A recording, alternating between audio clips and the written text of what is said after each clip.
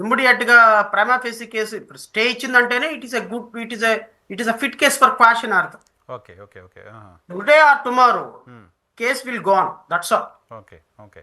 So today or tomorrow ప్రభుత్వానికి తెలీదా, మాకు మాజీ ముఖ్యమంత్రి లాంటి స్థాయి ఒక వ్యక్తి పైన మనం కేసు పెడుతున్నప్పుడు, ఇటువంటి సెక్షన్స్ పెడుతున్నప్పుడు ఇవి కనీసం నిలబడతాయా లేదా అనేది ప్రాథమిక ఆలోచన కూడా లేకుండా ఎఫ్ఐఆర్ ఎలా చేశారు? ఎస్పీ చెప్తున్నారు లీగల్ ఒపీనియన్ తీసుకున్న తర్వాతే ఆ సెక్షన్స్ మేము యాడ్ చేశాము అని. సార్ ఇప్పుడు ఎలా ఉంటదంటే ప్రభుత్వము రాష్ట్రంలో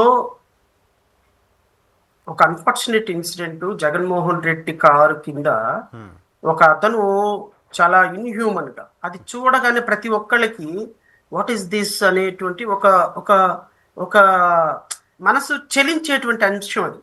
టక్మని అయ్యో ఏంటి ఇంత ఇంత ఇన్హ్యూమన్ గా జగన్మోహన్ రెడ్డి వెళ్తున్నాడు అనేటువంటి అంశం. వాస్తవంగా కొన్ని వేల మంది మన కార్ దగ్గరకు వచ్చి మన దగ్గరకు వచ్చినప్పుడు నిజంగా ఆ వీడియో మనం క్యాచ్ చేసాం కాబట్టి సరిపోయింది. అది క్యాచ్ చేయకుండా ఉంటే it is a very silly incident normal గా అయితే. ఎందుకు అంటే 15 మంది 20 మంది అలా కుంభమేళాకి వెళ్ళినప్పుడు చనిపోతూ ఉంటారు, కోర్టు హైకోర్టు అన్నట్టుగానే.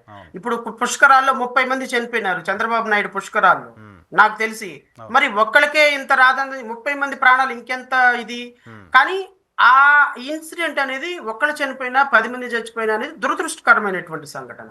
ఈ సంఘటనకి వ్యక్తిగతంగా ముఖ్యమంత్రి కారు డ్రైవర్ కారణం అవటం, జగన్మోహన్ రెడ్డి కారు ఇన్వాల్వ్ అవటం తోటి కూటమి ప్రభుత్వం ఏం చేసిందంటే ఈ ఈ ఇన్సిడెంట్ తోటి రాష్ట్రంలో ప్రజల యొక్క దృష్టిని మళ్లించడానికి, మీడియా దృష్టిని మళ్లించడానికి వేసినటువంటి ఒక ప్లాన్. Okay okay.